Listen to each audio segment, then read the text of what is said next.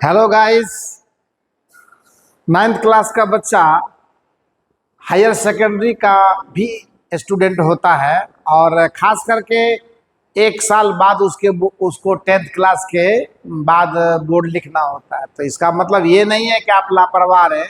आपका क्लास बहुत इम्पोर्टेंट है, आपके सिलेबस भी बहुत अच्छे हैं और नई लेक्चर है तो कुछ नई बात आनी चाहिए उसमें।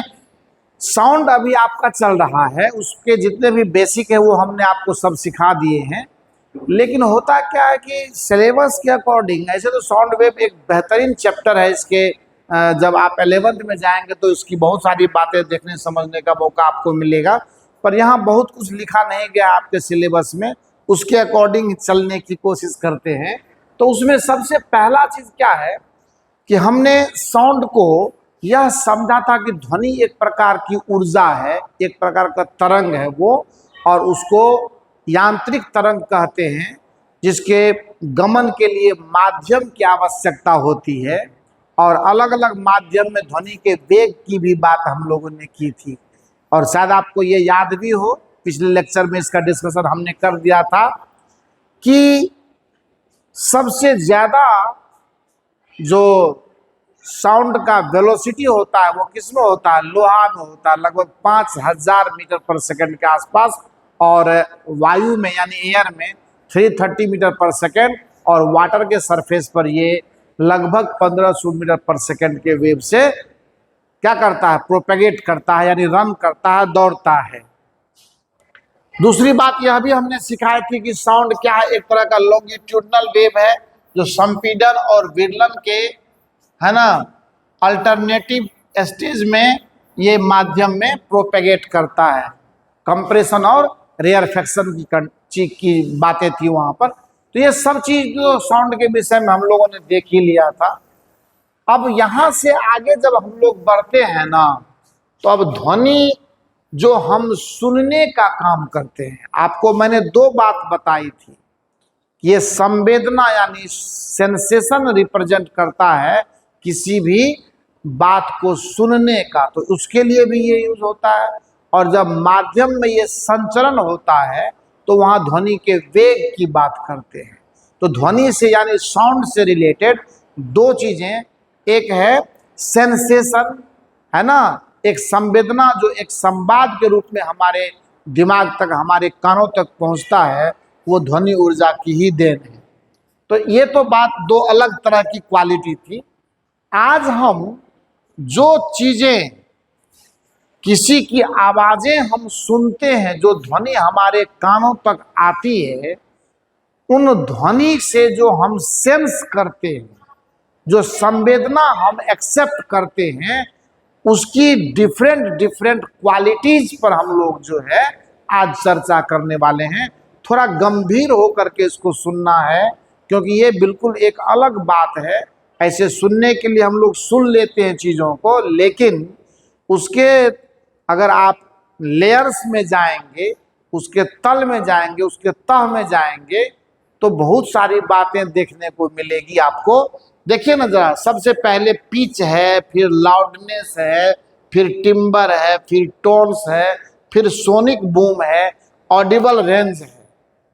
अब क्या है कि हम कुछ भी बोलेंगे तो कोई सुन लेगा, या कोई भी जो भी साउंड एनर्जी जनरेट करने वाला सिस्टम है वो कितना फ्रीक्वेंसी का साउंड यानी कितने आवृत्ति की ध्वनि वो निकालेगा जिसे हम सुनने के लायक हो या ना हो, तो उस सब को हम लोग देखेंगे यहाँ पर ऑडिबल रेंज में, जिसको हम लोग श्रव्य सीमा कहते हैं, या रेंज ऑफ लिसनिंग कहा जाता है, या रेंज ऑफ हियरिंग कहा जाता है।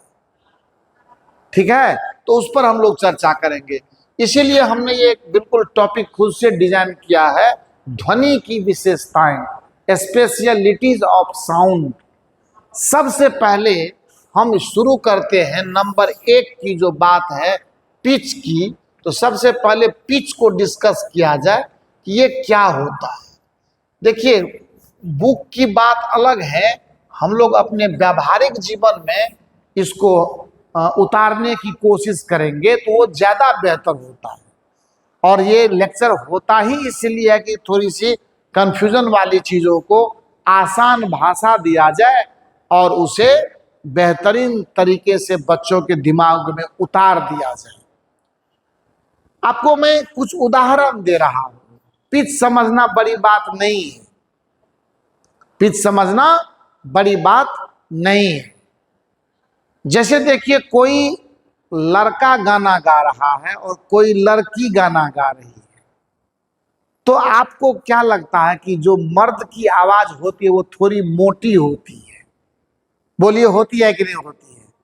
और उसके बनिस्पत जो लेडीज या गर्ल्स की आवाज होती है वो क्या होती है? लड़कियों की आवाज थोड़ी पतली होती है। तो ये जो आवाज का मोटा होना और आवाज का पतला होना, इस प्रकार का सेंसेशन हमारे दिमाग में आता है कि हम आवाज को सुनकर ये तुरंत पता लगा देते कि ये मर्द की आवाज है, और आवाज को सुनकर हम तुरंत पता लगा देते कि ये किसी लड़की या किसी लेडीज या महिला की आवाज है। यही चीज साउंड की क्या कहलाता है? साउंड का पिच कहलाता है, साउंड का तारत्व कहलाता है। कि आवाज का पतला होना या आवाज का मोटा होना, ये क्या कहलाता है? पिच ऑफ साउंड कहलाता है। अब यहां ये देखने वाली बात है कि महिले की आवाज ज्यादा पतली होती है, महिले की आवाज ज्यादा पतली होती है, इसका मतलब महिले की आवाज का पिच अधिक होता है। यानी आवाज जितना पतला, पिच उतना ज्यादा। और उसके बनिस्पत अगर बात करें किसी मर्द के आवाज की, तो चूंकि उसका आवाज मोटा होता है इसीलिए वो लो पिच साउंड है, यानी उसका तारत्व कम होता है अगर तुलना करें किससे? तो किसी लेडीज या किसी लड़की की आवाज से। अब फिजिक्स की भाषा में फ्रीक्वेंसी यानी आवृत्ति से अगर हम लोग इसको जोड़ने का काम करें, तो जो हाई पिच साउंड होगा उसकी फ्रीक्वेंसी ज्यादा होगी। यानी नंबर ऑफ ऑसिलेशन पर सेकंड जो साउंड वेव का होगा वो ज्यादा होगा, उसी को हाई पिच साउंड कहते हैं, उसी को हाई फ्रीक्वेंसी साउंड कहते हैं। सब मैं अभी लिखूंगा, मैं पहले समझा देता हूं, उसकी फिक्र आप ना करें। अगर आप उसका ग्राफ देखें तो मैं आपको जरूर दिखाना चाहूंगा कि ये जो ग्राफ है वो हाई पिच साउंड का ग्राफ है। ये जो ग्राफ है ये क्या है? हाई पिच साउंड का ग्राफ है, ठीक है। और ये जो ग्राफ है ये लो पिच साउंड का ग्राफ है, ये हाई पिच का है, इसका तारत्व ज्यादा है। हाई पिच साउंड का ये ग्राफ है ना। और अगर इसको देखें तो ये ग्राफ आपको लो पिच साउंड का है। ये देखिए लो पिच साउंड का ग्राफ है ये जो ना, ये क्या है? निम्न तारत्व का है, यानी ये मोटे साउंड का है, निम्न तारत्व वाले ध्वनि का ये ग्राफ है। और ये हाई पिच यानी उच्च तारत्व, ठीक है। ये सब साधारण चीजें हैं, इसको जानना हमको समझना चाहिए। क्योंकि आप इसका देख लीजिए, ये हाई फ्रीक्वेंसी भी है। इसका हाई फ्रीक्वेंसी का मतलब आवृत्ति का जो वैल्यू है इसमें वो ज्यादा है। इसका ये लो फ्रीक्वेंसी साउंड है, ये लो फ्रीक्वेंसी निम्न तारत्व वाला, निम्न आवृत्ति वाला साउंड है, और ये उच्च आवृत्ति वाला साउंड है। तो ये किसका होगा? हो सकता है कि लड़की की आवाज हो, है ना, ये लड़की की आवाज हो सकती है, या महिला की आवाज हो सकती है, और ये किसी पुरुष की आवाज हो सकती है। तो आपको एकदम इस सब चीज छोटी छोटी बात है, इसमें कंफ्यूजन नहीं होना चाहिए। पर अगर होता है तो आप क्या कीजिएगा? कंफ्यूजन तो उस पर आपका पकड़ है नहीं, वो तो दिमाग की बात है। कोई बात नहीं, होता है तो आपको इसको बिल्कुल इस हिसाब से देख समझ लेना है, फिर कहीं कोई परेशानी नहीं होगी। तो ये था हमारा पिच पर डिस्कशन करना। हमने आपको पिच ऑफ साउंड की बात बताई कि आवाज का जो मोटापन या उसका पतलापन है वही गुण पिच यानी तारत्व कहलाता है। अब देखिए प्रबलता, बड़ा बढ़िया चीज है, बड़ा बढ़िया चीज है प्रबलता, क्योंकि ये अपने आप में कभी परिभाषित नहीं होता, ये सुनने वाले के कानों की एबिलिटी पर भी निर्भर करता है। यानी हम अगर कोई संवाद किसी को भेजते हैं, किसी को मैं कुछ कहता हूं, तो उनके कानों पर यह आवाज किस हिसाब से आ रही है, उसी को उसकी प्रबलता कहते हैं, लाउडनेस कहते हैं। अगर कोई ध्वनि ऊर्जा किसी के कानों पर बहुत तेज आ रही है, इसका मतलब उसके लिए वह ध्वनि प्रबल है, लाउडेड साउंड है वो। अब यहां पे एक बात और है, हो सकता है कि वो आदमी कम सुनता हो, बिल्कुल होता ही है। अगर कोई आदमी कम सुनता है, उनके कानों में समस्या है, तो वो आपको और तेज बोलने के लिए बोलेगा, तब जाकर के उसको सुनाई देगी। इसका मतलब उसके लिए आपकी आवाज है ना, क्या होगा, उतना ज्यादा लाउडेड नहीं होगा। इसलिए प्रबलता है कि कोई भी व्यक्ति, कोई भी सोर्स जो साउंड एनर्जी प्रोड्यूस करता है, तो उसमें कितना वो ज्यादा इफेक्टिव है, सुनने वाला उसको कितना तेज सुन रहा है या उसको स्लो सुन रहा है। अगर ज्यादा तेज सुन रहा है, इसका मतलब उस सुनने वाले के लिए वो लाउडेड साउंड है। ये ध्वनि ऊर्जा का वह गुण है जो किसी सुनने वाले के कानों पर कितनी तेज आती है या कितनी कम तेज आती है, उसी से उसका लाउडनेस परिभाषित होता है। समझ गए ना? प्रबल ध्वनि या दुर्बल ध्वनि या अप्रबल ध्वनि, ये सुनने वाले पर निर्भर करता है। हो सकता है कि जितना एनर्जी मैं जनरेट कर रहा हूं, जितने ध्वनि में दे रहा हूं, हो सकता है कभी कभी आपने सुनते हैं बोलचाल में, उतना जोर से मत बोलो, सुनाई देती है मुझे। तुम ये मत समझो, मतलब क्या हुआ कहने का, कि तुम ये मत समझो कि मैं बहरा हूं, कम सुनता हूं। मैं नॉर्मल हूं, मैं ठीक हूं और मुझे आपकी आवाज सुनाई दे रही है, आराम से आप बोलिए। तो मतलब उसके लिए लाउडनेस का लेवल अदर के रेस्पेक्ट में क्या है, कम है। तो ये चलिए, तो पिच ऑफ साउंड, इसके विषय में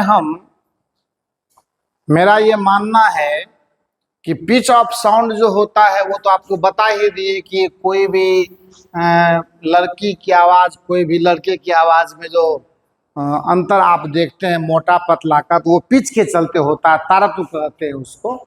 यही बात लिखने में क्या दिक्कत है, लिख देते हैं कि किसी ध्वनि का पतला या मोटा होना, का पतला या मोटा होना, मोटा होना ही ध्वनि का क्या कहलाता है, तारतम्य कहलाता है। और इस पर हम लोगों ने चर्चा अभी सब सारी तो कर ही ली है, इसका ग्राफ वगैरह सब हम आपको बता चुके हैं। लड़की की आवाज है तो हाई पिच की होगी, पतली होती है। लड़के की आवाज है लो पिच का होगा, मोटा होता है। इसका जो आपको आवृत्ति होगी, फ्रीक्वेंसी होगी, वो लो फ्रीक्वेंसी का होगा ये, और ये हाई फ्रीक्वेंसी का होगा। नंबर ऑफ ऑसिलेशन पर सेकेंड, दोलन की संख्या प्रति सेकेंड, ये देख रहे हैं ना, बिल्कुल क्लोज आ रहा है। तो एक ही समय में ज़्यादा फ्रीक्वेंसी है और एक ही समय में इसका लो फ्रीक्वेंसी है। तो ये पिच का मामला, इस पर बहुत ज़्यादा बात करने की कोई मतलब नहीं बनता है। उसके बाद है प्रबलता, इस पर भी हम लोगों ने चर्चा कर लिया हुआ है कि प्रबलता जो होता है, इसको हम लोग लाउडनेस कहते हैं। वो सुनने वाले के एबिलिटी पर डिपेंड करता है कि वो कितना तेज या कितना कम सुन रहा है, ये लाउडनेस उसी को कहते हैं, यानी प्रबलता। प्रबलता इसको लाउडनेस कहते हैं। ये लाउडनेस ये सुनने वाले की एबिलिटी पर डिपेंड करता है। कोई अगर किसी ध्वनि को तेज सुन रहा है, इसका मतलब लाउडेड साउंड है। अगर कोई उसको कम सुन रहा है तो लाउडेड साउंड नहीं है उसके लिए, है ना। किसी सुनने वाले तक, किसी सुनने वाले के कानों तक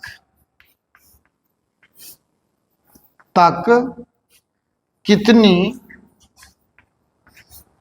तेज ध्वनि पहुंचती है। तेज ध्वनि को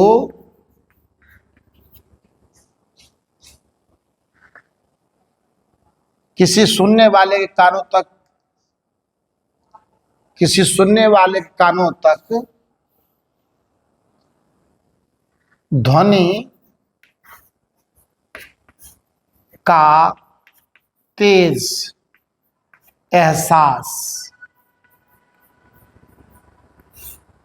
ही प्रबलता है।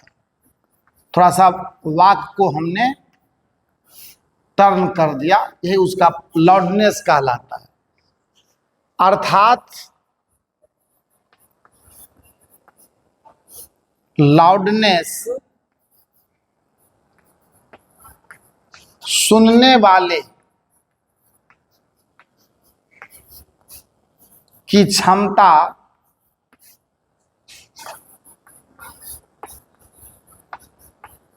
पर निर्भर होता है।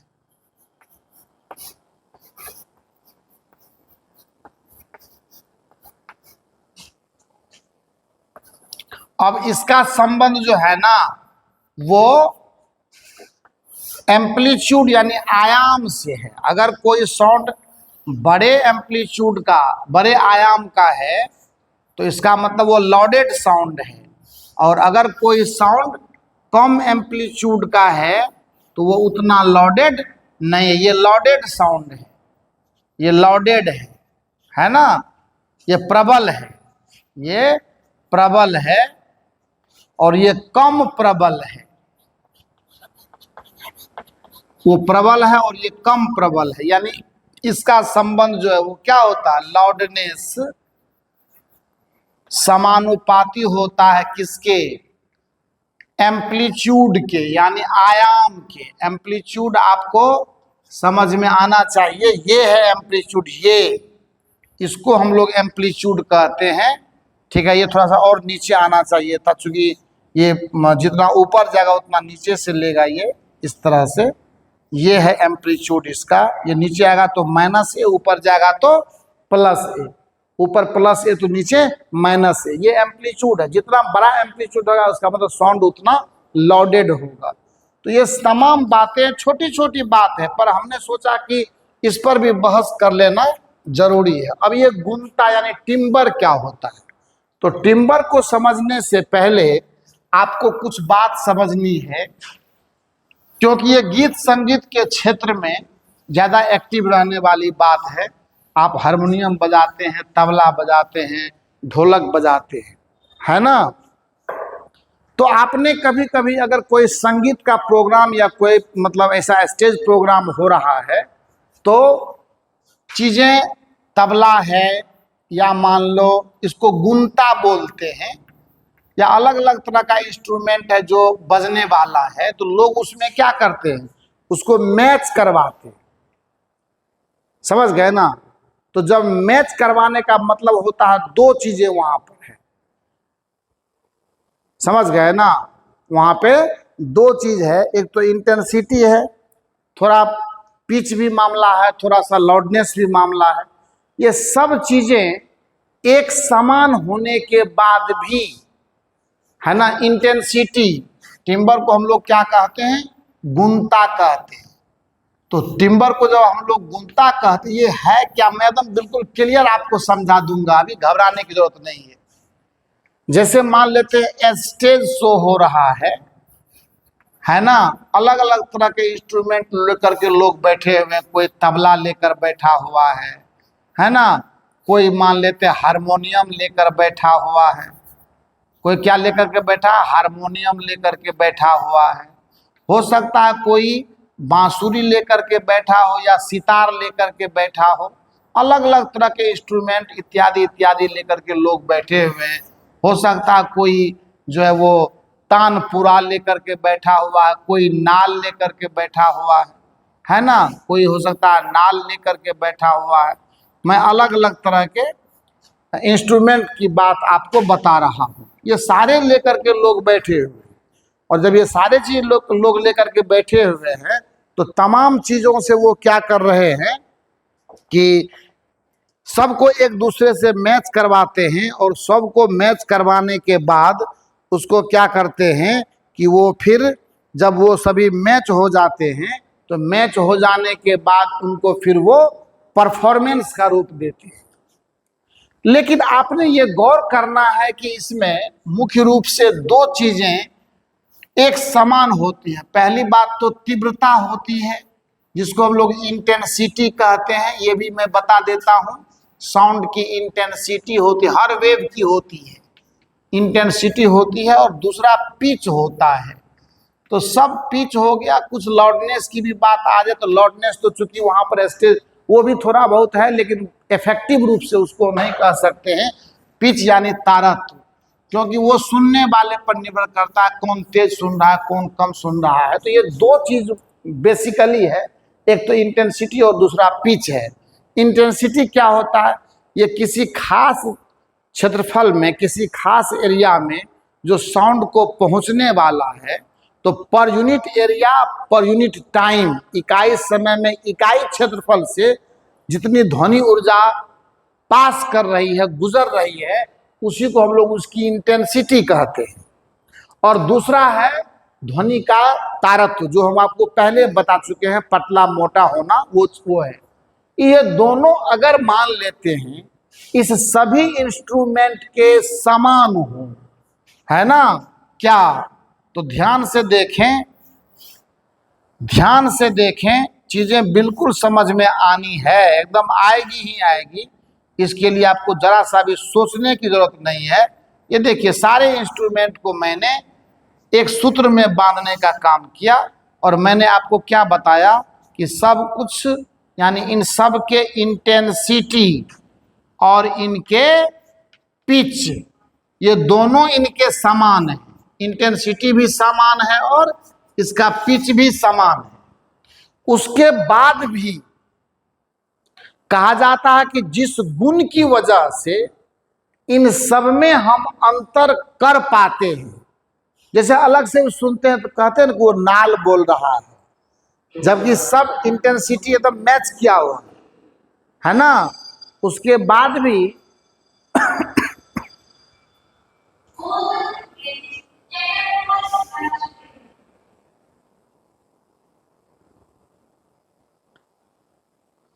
इस सब में जो हम लोग अंतर पाते हैं, वह जिस गुण की वजह से होता है उसी को गुणता यानी टिम्बर कहा जाता है।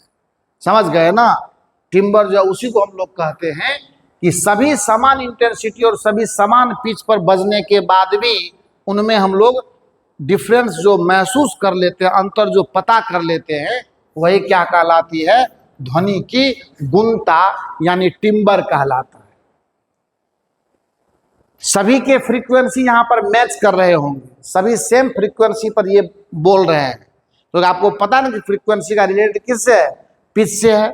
तो सेम फ्रीक्वेंसी पर सभी बज रहे हैं, तो इनको हम लोग क्या कहते हैं? फिर भी हम अंतर कर लेते हैं कि तानपुरा की आवाज़, ये गिटार की आवाज़, ये सितार की, ये हारमोनियम की, ये तबला की, ये खुद सिंगर की। तो सब में जो अंतर हम लोग करने में तब भी महसूस कर लेते हैं। सिंगर में भी देखते हैं ना कि जब हम लोग एक ही गाना को दो कलाकार गा रहा होता है, दो सिंगर गा रहा होता है, हम लोग ये बोलते हैं कि ये उदित नारायण की आवाज़ है, ये किसकी आवाज़ है? कुमार सानू की आवाज़ है। ये किसकी आवाज़ है? तो अलका याग्निक की आवाज़ है। तो ये सब जबकि वो इस तरह से सेटिंग किया हुआ है कि सबके फ्रीक्वेंसी समान है, सबकी इंटेंसिटी भी समान है, फिर भी हम सब में अंतर कर लेते हैं। ये टिम्बर क्वालिटी की वजह से होता है। तो इसको भी समझना बहुत बड़ा बात नहीं है ना। अब देखिए, उसी में अब नया टॉपिक आता है गुणता के बाद टोन। ये तो बिल्कुल आसान है, आपको मैं बता देता हूँ। जैसे मान लो कि आप हारमोनियम बजाते हैं, ये सब छोटी छोटी बात है, बिल्कुल कंफ्यूजन वाली, लेकिन हमको सीखना चाहिए, क्योंकि हर चीज पढ़ने और एग्जाम देने के लिए नहीं होता है, कुछ जानकारी के लिए भी होता है। टोन किसको कहते हैं? ये बहुत बेहतर चीज है।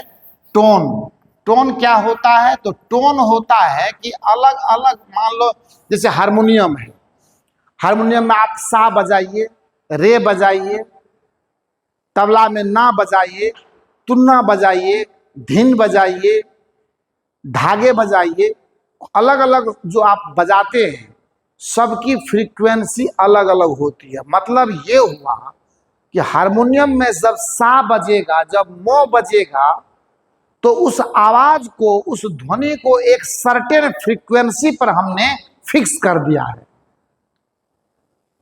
तो जब कभी किसी ध्वनि को एक विशेष फ्रीक्वेंसी के लिए डिजाइन किया गया है तो उसी को टोन कहा जाता है। और जब सभी टोन्स, भिन्न भिन्न प्रकार के टोन्स जब एक साथ मिलते हैं उसी को स्वर कहते हैं। समझ गए ना? तो विशेष टोन को हम लोग हिंदी में भी टोन ही कहते हैं। विशेष फ्रीक्वेंसी के ध्वनि को कहता है, विशेष फ्रीक्वेंसी के, आवृत्ति के, विशेष आवृत्ति का ध्वनि टोन कहलाता है। आवृत्ति की ध्वनि क्या कहलाता है? आवृत्ति की ध्वनि टोन कहलाता है। विशेष आवृत्ति की ध्वनि क्या कहलाता है? कि ध्वनि टोन कहलाता है। ध्वनि टोन कहलाता है।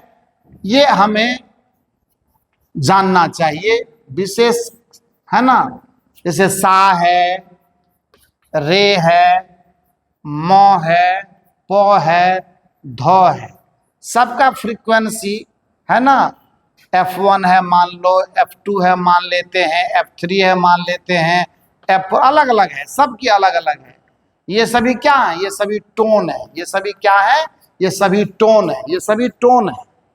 एक सर्टेन फ्रीक्वेंसी की आवाज निकालने के लिए हमने ये सिंबल यूज किया इस तरह से।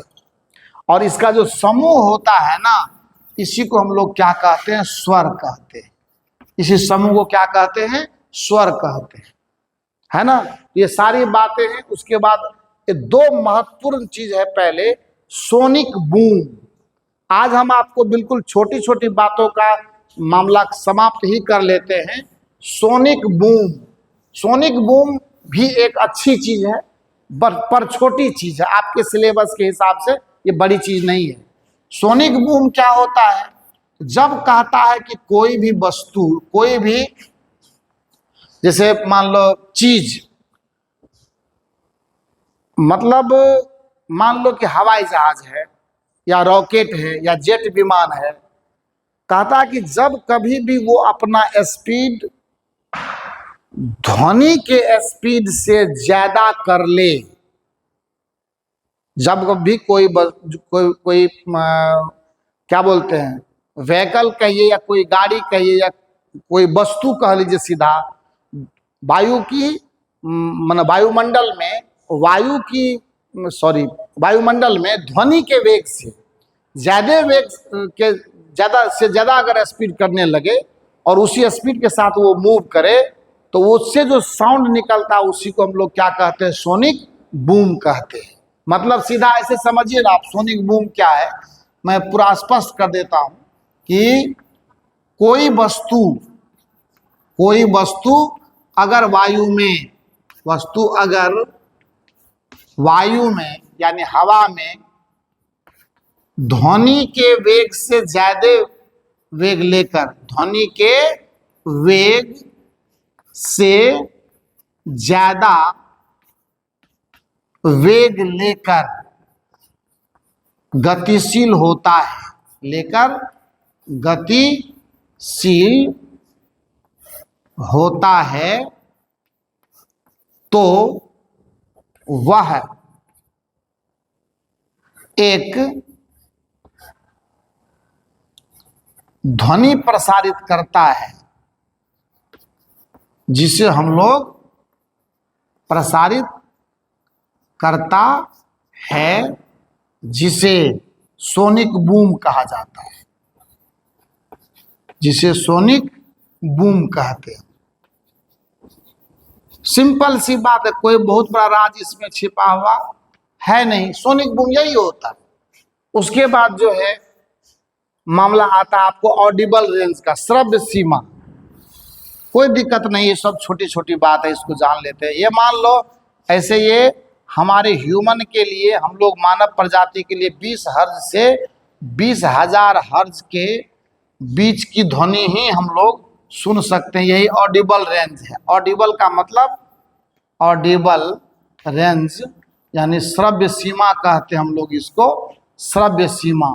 तो श्रव्य सीमा यही है। इसके पहले आ जाइए तो इंफ्रासोनिक है, और इसके बाहर जाइएगा तो अल्ट्रासोनिक है। इंफ्रासोनिक, और इसके बाहर जाएंगे तो अल्ट्रासोनिक। बस यही है आज के वीडियो में। बस इतना ही ध्वनि को हम लोग देखते हैं, सब रटने वाला है, इसमें समझने वाली कोई बात नहीं है, बहुत कंसेप्चुअल नहीं है, एकदम सिर्फ एक टच है जिसको आपको देखना है। और इसको प्रयास कीजिएगा कि थोड़ा प्रैक्टिस करें, ऑब्जेक्टिव वगैरह आएगा, इससे आ सकता है, कोई बहुत बड़ी बात नहीं। आगे इसके नेक्स्ट वीडियो में हम लोग देखेंगे, कुछ अच्छी बातें हैं उन पर चर्चा कर लेंगे। Thank you so much.